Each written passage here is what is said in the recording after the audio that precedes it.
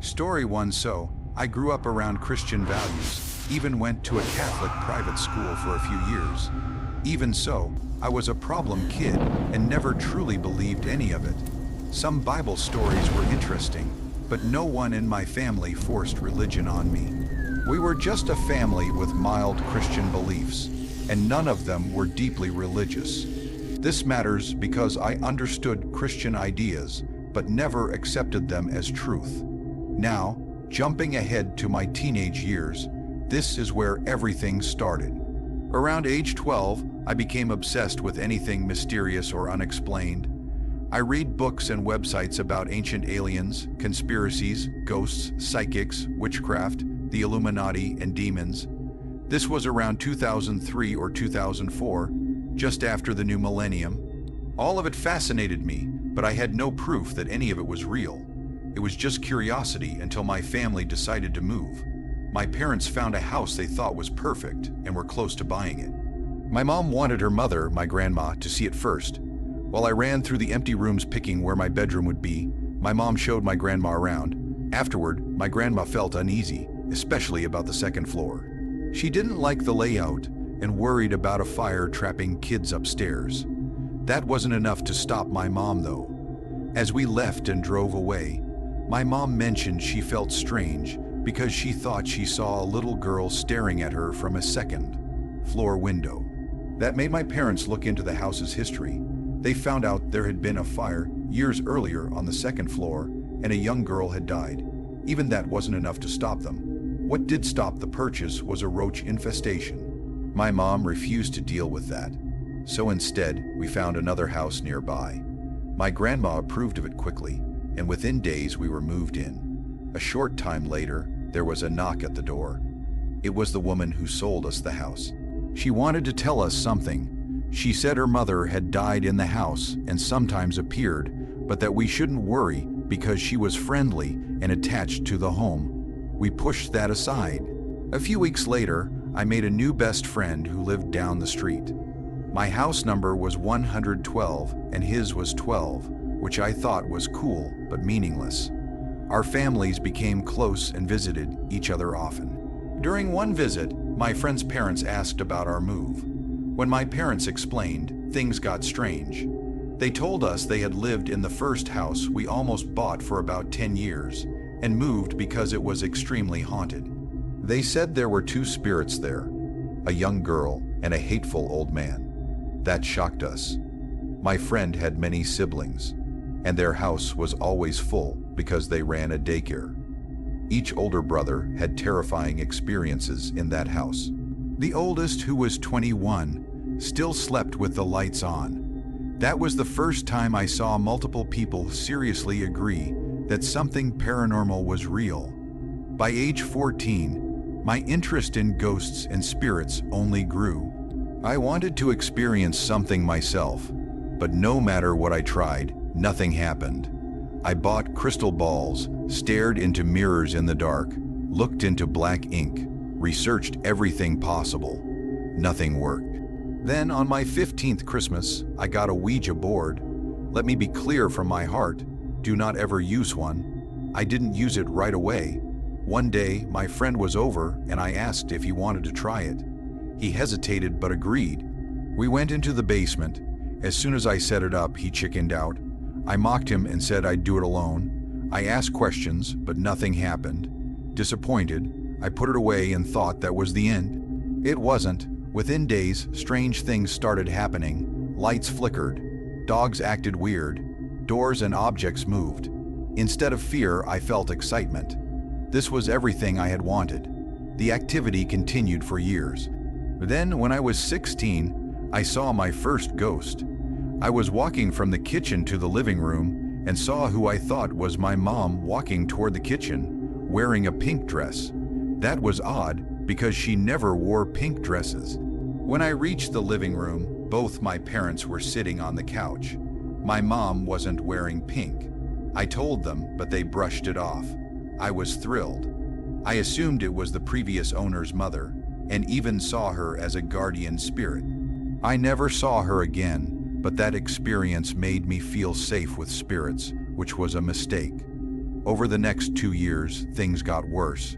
I developed insomnia.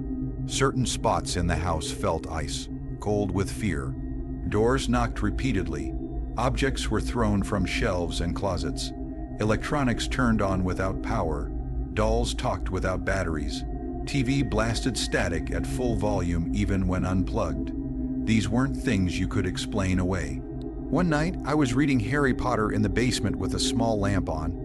I thought it was funny people called the books evil. Right as I thought that, the bulb exploded, sending glass everywhere. I ran upstairs as dolls went off under the stairs. I flipped on the hallway light, and that bulb exploded too. This happened 4 times that night. I reached my bedroom where things finally stopped. At this point, I lived in constant fear.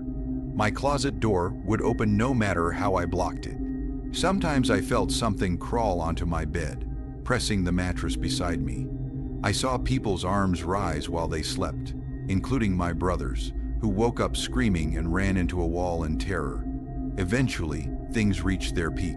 One night, lying on the basement couch, my chihuahua suddenly growled at the darkness. Then she cowered and ran. My arms were pinned down by an invisible force. I felt crushed into the couch, like my soul was pushed out of my body. When it let go, I ran upstairs, lights exploding behind me. My parents wouldn't wake. My brother wouldn't wake. The force attacked me again in his bed. I felt pure hatred, something evil beyond words. Finally, I remembered what I was taught and cried out to Jesus. Instantly, everything stopped. 15 years have passed, and nothing like that has happened again. I prayed every night for a year. The next day, we tried to burn the Ouija board. It wouldn't burn, even with gasoline. My parents threw it away. Years later, my mom admitted that part terrified her too. When I later told my biological father, he shared similar experiences from his youth. I've questioned my sanity, but doctors say I'm fine, and everything ended the moment I prayed. I haven't made any of this up, and I'm willing to answer any questions about my demonic experience. Story 2. So, long-time listener, first-time submission, and I've noticed a lot of these stories tend to be pretty long. I usually tell these 2 events as separate stories, but they happened so close together and felt so similar that it makes more sense to tell them as one. The downside is that by the end, it's probably going to sound hard to believe, maybe even too much for some people. But I promise you, everything you're about to hear really did happen to me. I'll start from the beginning. This all took place in the early fall of 2003, probably sometime in September, though a couple weeks passed during the story. I was a high school senior at the time, but I didn't have my driver's license yet. I don't even remember what sparked it, but my best friend Mark and I were really into urban exploration back then. We'd already explored abandoned houses, barns, and similar places. There was even this spot near our school called the underground gas station. It wasn't actually underground. It was a 1970s concept where the building was hidden by trees instead of big signs. It was pretty cool, but it's townhouses now. Eventually, all the obvious spots got boring. We wanted something better. That's when I came across a place nearby called Little People Village. This is where everything really starts. LPV itself isn't crucial to what happens later, but it's worth explaining. I think I found it on some creepy locations or urban legends website, the same type that lists abandoned asylums or places like Dudley Town. You can still find pictures of it online today.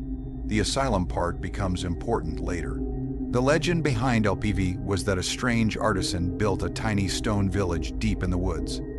There was also this creepy stone throne that felt out of place, like he ruled over the little people. The story said anyone who sat on the throne would be cursed and die 7 years later. Yeah, sounds ridiculous. The bigger problem was that back in 2003, the directions to LPV Online were terrible. Different sites contradicted each other and nothing was clear. That meant we had to search a lot of areas, which led us to the first event. So stick with me. Eventually, we did find LPV, miles away from where we first started looking. It sat between a green belt near a highway exit and hive voltage power lines. Turns out it used to be a roadside attraction back when trolley lines and smaller roads existed. When the interstate came, the trolley shut down, the place was creepy, and you could still see traces of an old path. And yes, I sat on the throne. Earlier in our search, a few exits up the same highway, we decided to check out an abandoned nursing home or hospice complex so we wouldn't come up empty-handed. Funny enough, we ended up visiting this place way more than LPV. It was easier to access, and we probably went there over a dozen times before it got too risky.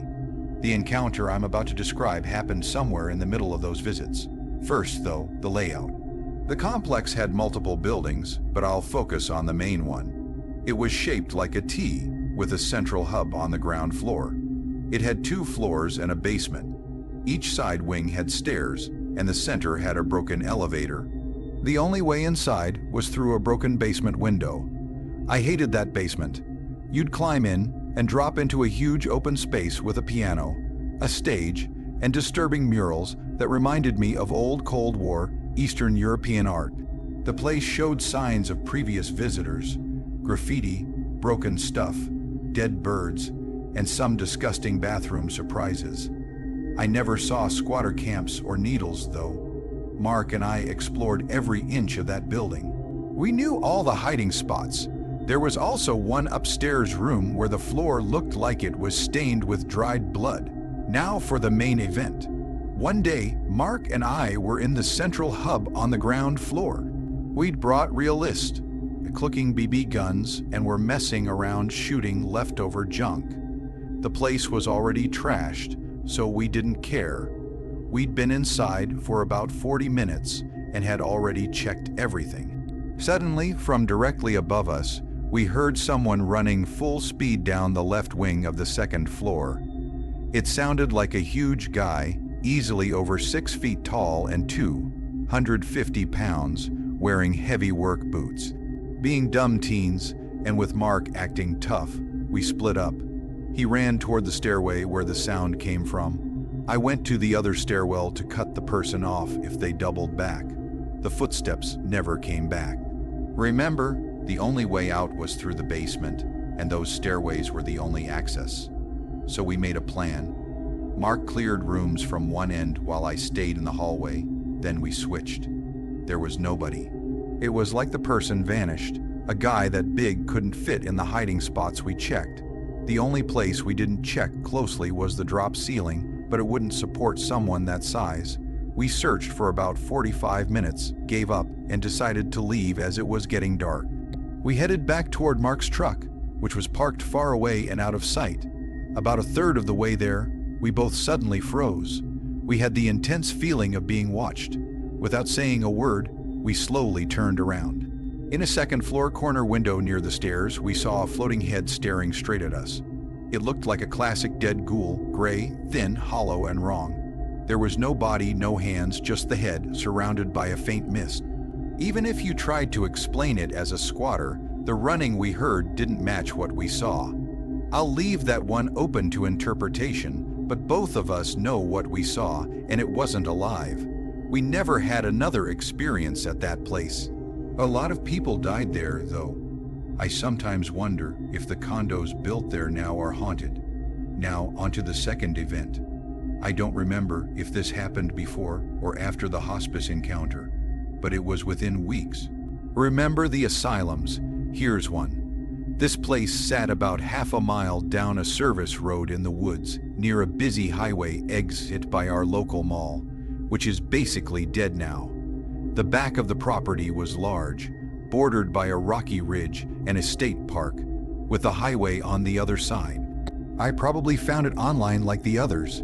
It was right in our area, so we had to check it out.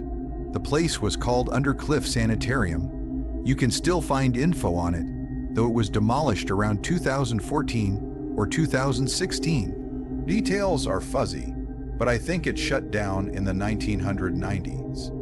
It treated children with tuberculosis, troubled kids, and possibly mental patients. The strange part was that it was still partially active, just for different state facilities. There were many buildings, including a state police barracks. Years later, I found an old image online showing security cameras and layouts, and it all made sense. That place was locked down. Later that school year, I tried going back with friends.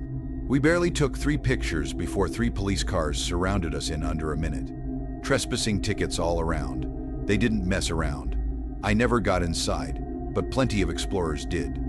Earlier though, Mark and I went one fall afternoon in his 90s Ford Ranger. We didn't know how tight security was. We parked behind a smaller auxiliary building away from most cameras. The truck was manual everything, and we locked all doors, windows, the rear slider, and the toolbox. We walked around the building looking for an entrance. It took maybe 2 minutes. When we rounded the corner, we stopped dead. The truck was completely open. Doors, windows, hood, tailgate, toolbox, glove box, everything. There was no time for someone to do that and vanish. Nothing was stolen. It wasn't the cops. We got out of there immediately. Back home, I went online and found a site about Undercliff. One story described exactly what happened to us earlier that day. Apparently, back in the 1930s, a child was stabbed to death in that same courtyard. Mischief and strange activity were often reported there. Later, I confirmed the building matched the story exactly. It's a shame I never explored the main building before demolition. So yeah, I know how this sounds. 2 major paranormal events in such a short time. It sounds crazy, but I swear it's all true. I don't see this stuff all the time, but I've had a few other encounters in my life, all very different. I even lived in a haunted house before high school. I lean skeptical, but I know what I've experienced. I've never hallucinated, and there were other witnesses every time. I know a stranger's word online doesn't mean much, but don't just call BS. Story 3, for some reason, I never thought about posting my story here, and I posted on YouTube comments before, and I think I've talked about it on my YouTube show before. But anyway, it started when I was 5 or 6, which would have been 1988 to 1989. Around that time, I began seeing what I always called the Bloody Man walking slowly up and down the stairs in my house. I can't remember his face at all. I don't know if that's because I never looked directly at it, or because there simply wasn't one to see. What I do remember clearly is that it never happened in the middle of the night. It was usually around bedtime, when the house was quiet but not fully asleep. He wore a hospital gown and had a bandage wrapped around his head, soaked dark with blood. I remember knowing deep down that something about this wasn't right, but strangely, I wasn't afraid. I don't know if that was because someone had somehow told me not to be scared, or if I was just too young to understand fear properly at that age. Later in life, I learned who that person was. The man I kept seeing was my uncle. Years before I was born, he had been beaten in the head with a baseball bat. He went home afterward, his brain swelled while he slept, and the next morning my family rushed him to the hospital. He died several days later. That happened in August of 1982. I was born in December of 1983. There is a lot more to his story and to what happened that night, but I'll leave that part alone for now. All I know is that I saw the Bloody Man somewhere between 15 and maybe 30 times. Eventually, my mom and I moved out so she could get our own place. That house belonged to my grandfather. We were gone for about 5 years. When I was around 12 or 13, I moved back into that same house. I never saw the Bloody Man again after returning, but that definitely wasn't the end of the strange things that happened there. After being back for maybe 5 or 6 months, one day I was sitting on my bed showing my little sister how to play Sonic the Hedgehog. I was explaining the controls to her when, as clear as day, a female voice calmly said her name. My sister immediately stood up, walked toward the door, and said, "Yeah, ma'am." I didn't move. I was completely frozen with fear. There were 2 reasons for that. First, I knew without a doubt that the voice did not belong to my mom. It was my grandmother's voice, and she had been dead for 10 years. The second reason terrified me even more. My sister didn't realize that the voice hadn't come from downstairs. It came from right near our feet at the foot of the bed. I sat there unable to move while my sister called out for my mom. My mom answered from the kitchen and said she had been washing dishes and never called for her. My sister slowly walked back to the bed, clearly upset. I asked her what was wrong, and she said, "I hate those stupid stairs. The bloody man is scary." My heart dropped. I immediately started asking her who told her about the bloody man, if it was one of my friends or someone else. She looked shocked that I even knew what she was talking about.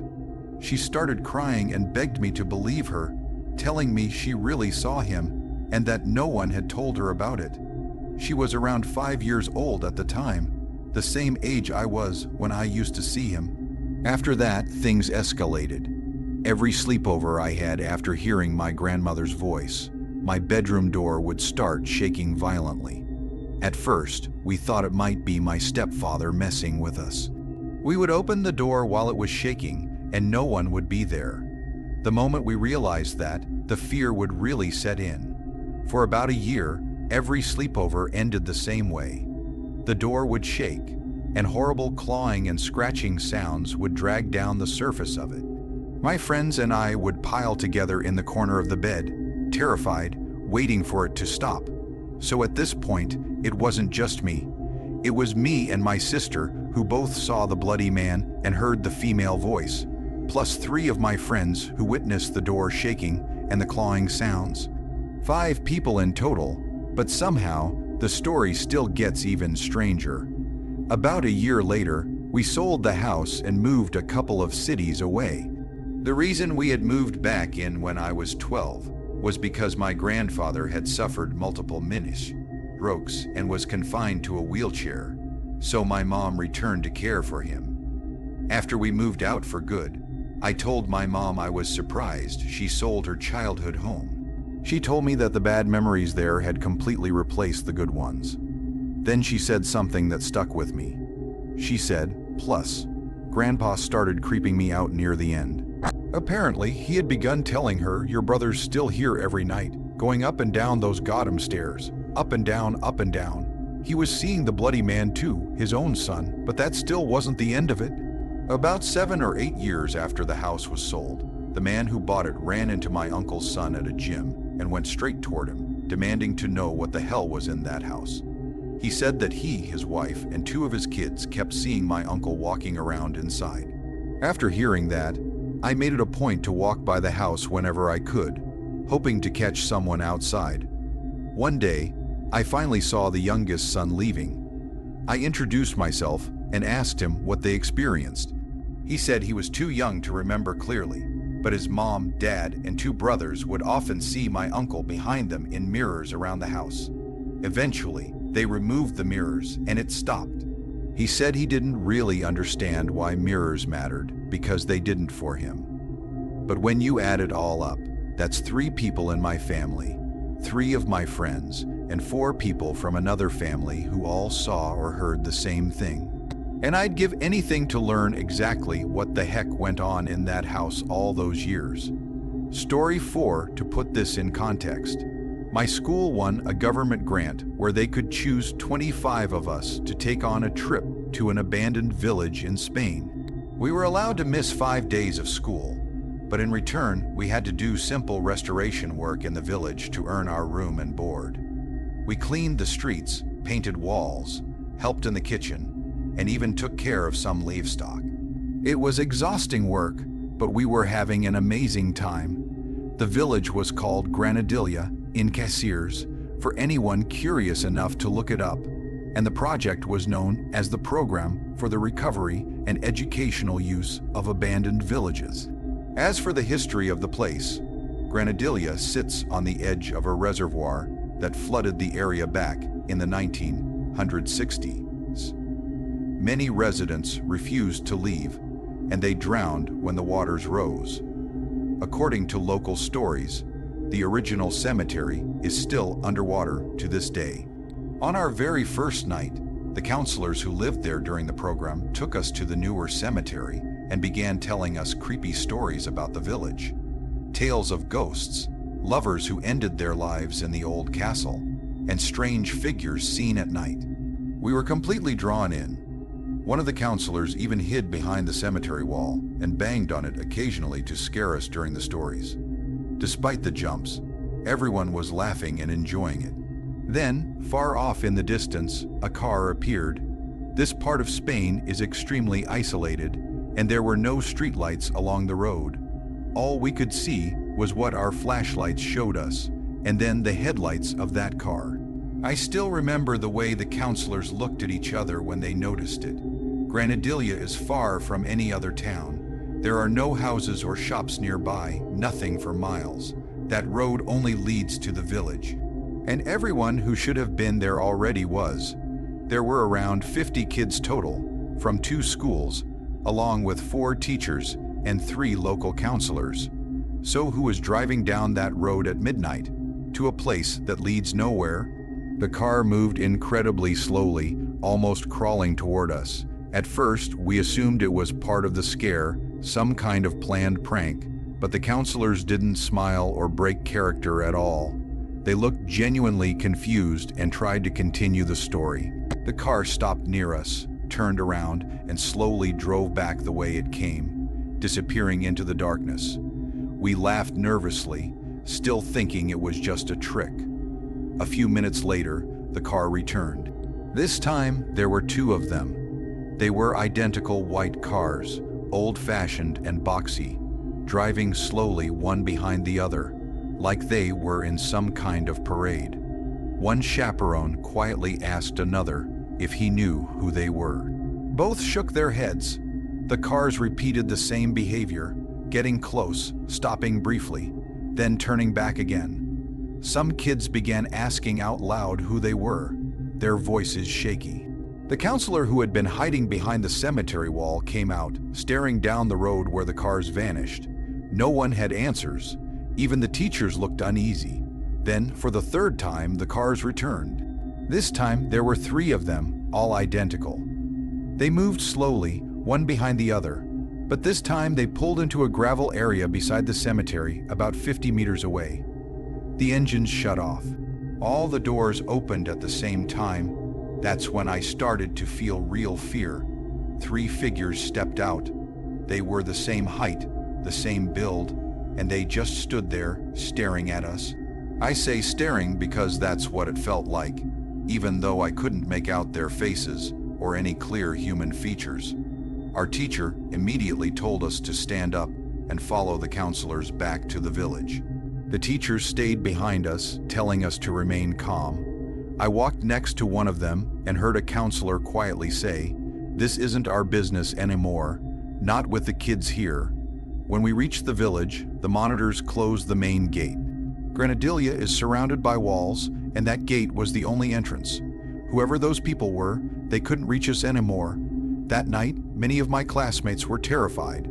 Some of them cried in their beds while teachers tried to reassure them that it was probably just a prank. No one truly believed that explanation, though. If it was a joke, it was a cruel one. Still, the rest of the week passed without any more strange encounters. We stayed in the old houses of the former villagers, sleeping in rooms that had been cleared out and filled with bunk beds. We worked hard during the day and explored the town at night. We staged fake weddings, snuck out to watch the stars, and bothered the cattle after dark. Typical things 16-year-olds do when given an entire town for a week. By the final night, we were exhausted. Many of us had barely slept all week, and the physical labor was catching up with everyone. After dinner, most of us went straight to bed. By around 1 in the morning, the village was silent. Our room had a large open window to let in fresh air, so we could hear anything outside. But that night, there was nothing. I couldn't sleep. I was still buzzing from how much fun we'd had, and had completely forgotten about the cars from the first night. I was lying there thinking when I heard the downstairs door open. It was an old, heavy door that scraped loudly against the wooden floor. There was no way to open it quietly. What shocked me was that I hadn't heard anyone walk past our open window. I assumed it was a teacher doing a bed check or trying to catch someone sneaking around. Still, they had never checked our house before. Whoever it was began slowly climbing the stairs. The wood creaked under each step. On the landing, there were two doors facing each other, one for our room and one for the girls from the other school. The footsteps were painfully slow, unnaturally slow. I lifted my head and checked my friends. They were all asleep. The figure reached our floor, paused, and then moved toward our door.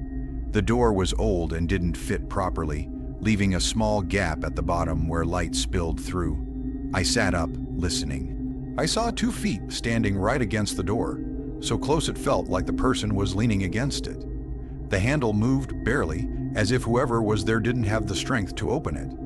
I slowly unzipped my sleeping bag and sat on the edge of the bed, keeping my feet off the floor. Everyone else was still asleep. The handle continued to twitch. I was absolutely terrified. Then I stood up. The floor creaked beneath me, and instantly the thing on the other side of the door rushed down the stairs. The speed was unreal, faster than anything I'd ever seen or heard. Each step sounded impossibly heavy, like something weighing hundreds of kilos was slamming its full weight into the stairs. When it reached the bottom, it slammed the door so hard the walls shook. I stood frozen, shaking. What scared me wasn't just that someone had entered the house. It was that no human could move that fast, make that much noise, or slam a door with that kind of force.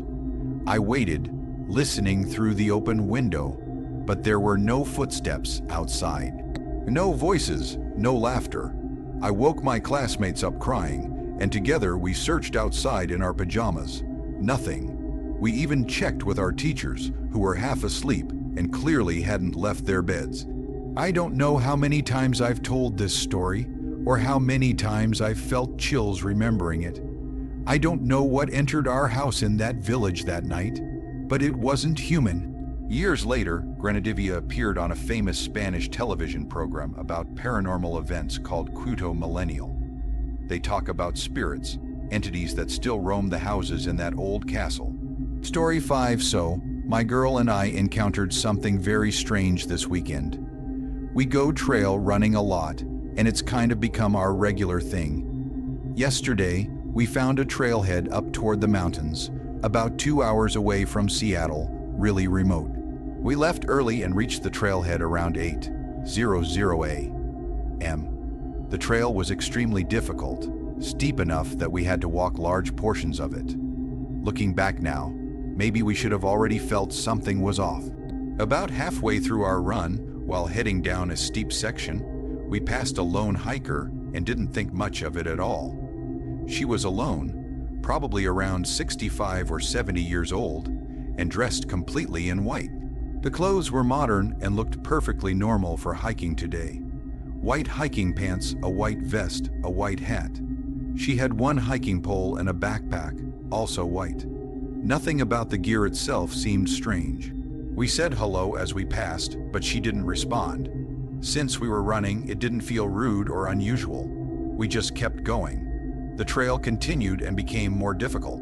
We pushed through and eventually climbed nearly 3 miles uphill until we reached a spot where the trail opened into a small clearing and turned into what looked like an old forest road. From there, the road became heavily overgrown. We crossed a small ridge, and suddenly we saw another hiker ahead of us.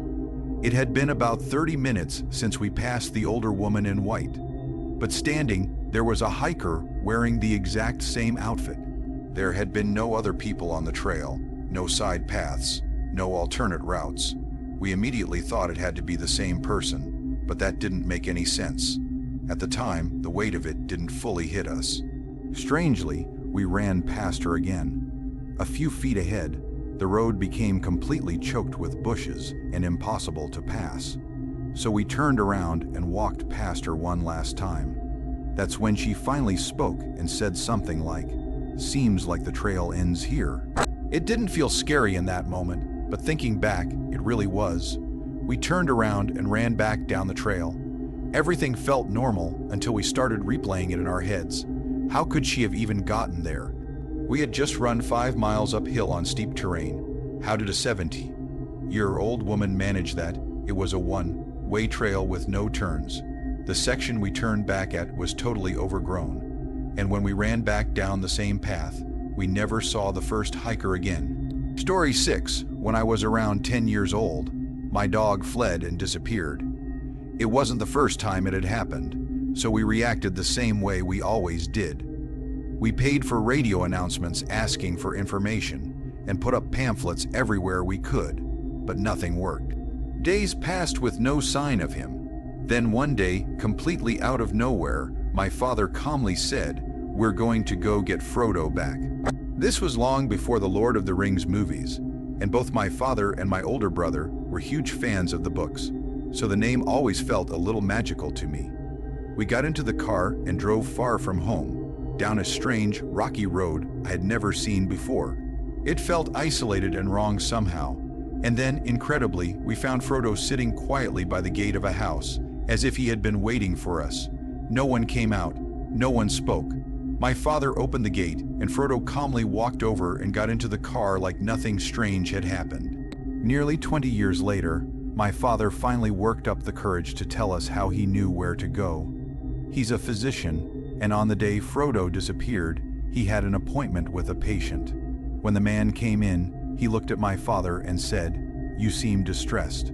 What's wrong?" My father told him our dog had run away and that his youngest son was heartbroken. The man asked for a piece of paper and a pencil. Without hesitation, he drew a map and said, "This is where your dog is." My father followed that map, and Frodo was there. It wasn't a matter of belief or coincidence. Frodo himself was the proof of what that man could do. That night, when my father finally told us the truth, it happened during a family gathering.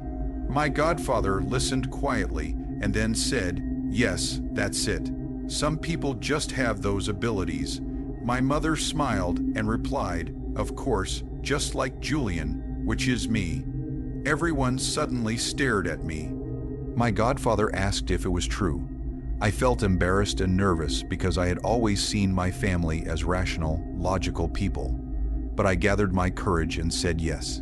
I started telling them things I had never shared before, strange experiences I had kept to myself, like seeing ghosts when I was younger. The room went silent. My godfather stood up and went inside the house. When he returned, he was holding a rare bottle of Portuguese wine he had been saving for a special occasion, along with chalices for everyone.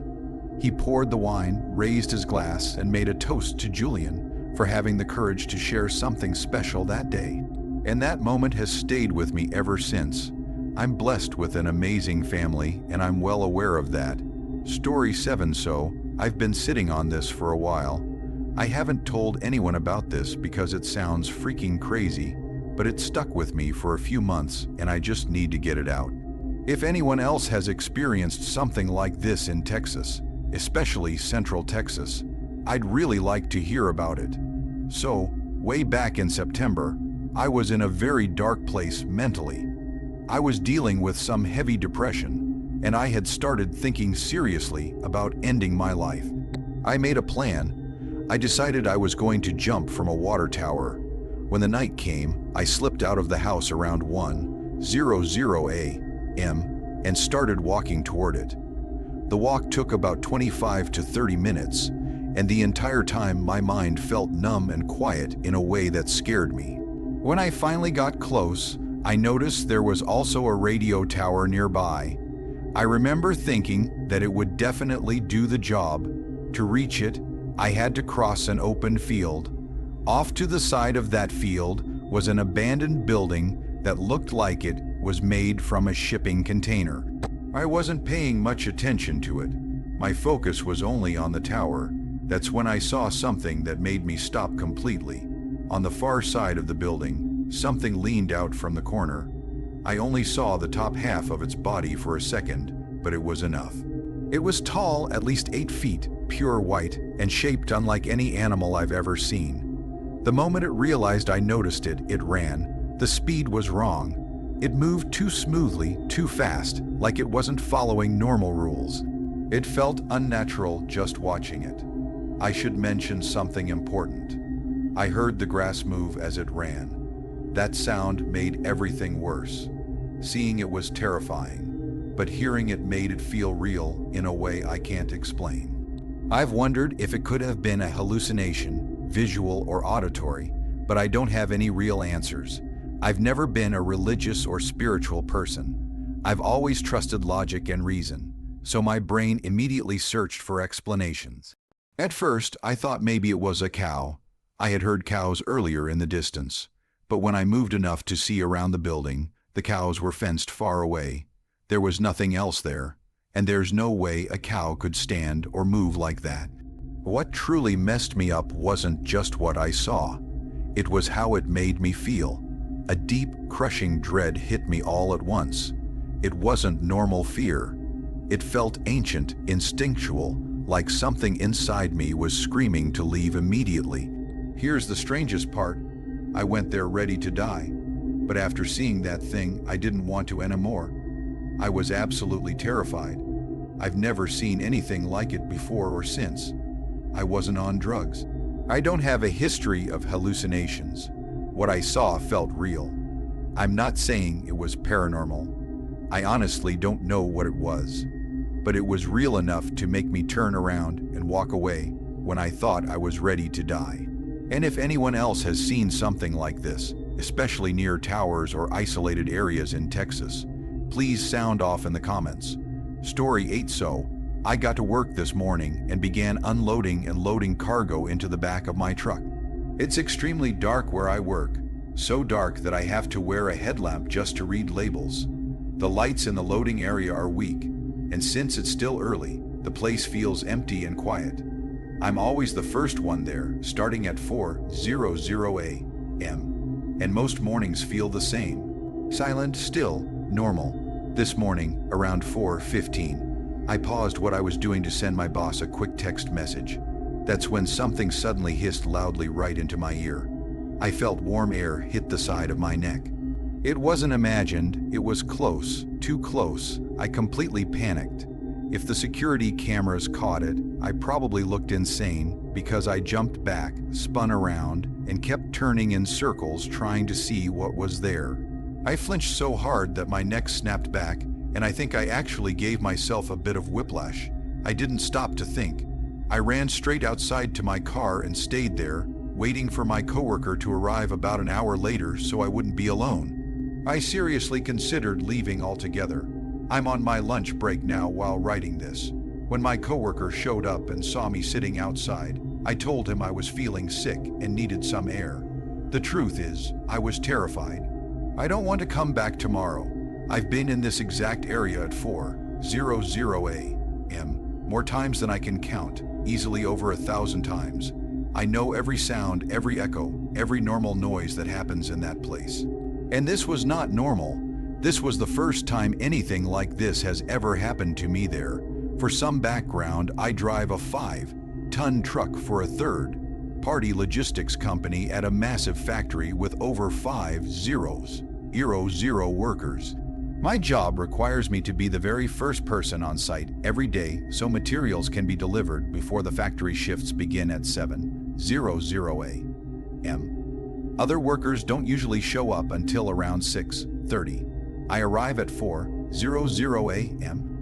every single morning to load and unload my own trailer inside a gated, caged area that only I work in.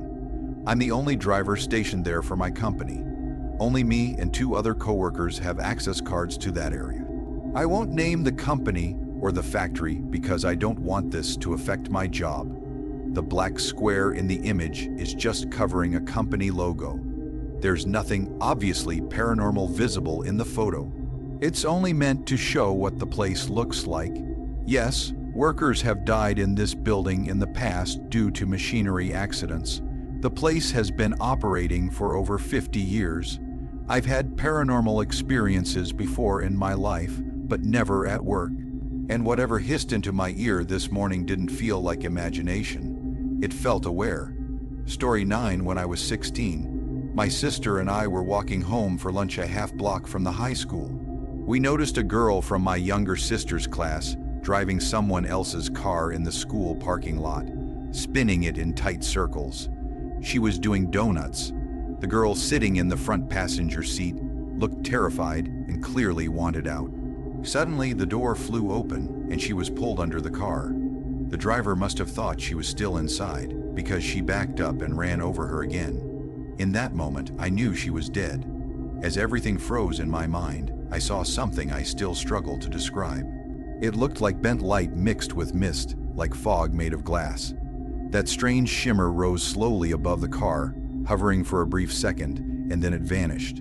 My sister ran off to call 911. I stayed behind, crouched in a ditch, dry heaving. I've always been extremely sensitive to other people's pain, and watching someone get run over twice was more than I could process. That summer, I thought about what I saw more than once. I never told anyone. I didn't think anyone would believe me. Over time, the memory faded, and by my late 20s it felt distant, like something from another life. Years later, my best friend was driving my car to take me to see TAC for a business trip. We were on the old Highway 99 viaduct when we came upon a fresh accident. A motorcycle had crashed into an SUV. The SUV was on its side, wheels facing the bay. A woman nearby was having a panic attack, and another woman was kneeling next to the motorcyclist, checking for a pulse. That's when I saw it again, the same refracted light, the same fog-like transparent particles lifting up and drifting away from his body. Just as it disappeared, the woman checking him lowered her head. I understood what that meant. No pulse. What else could it be? A soul leaving. Some unknown collection of particles tied to life itself, returning to wherever it came from. This isn't the only thing I've experienced that science can't explain, but it's the only one I've witnessed twice, under almost identical circumstances. So, it would be difficult to explain it away as a reflection of some light bouncing off of metal or other anomalies.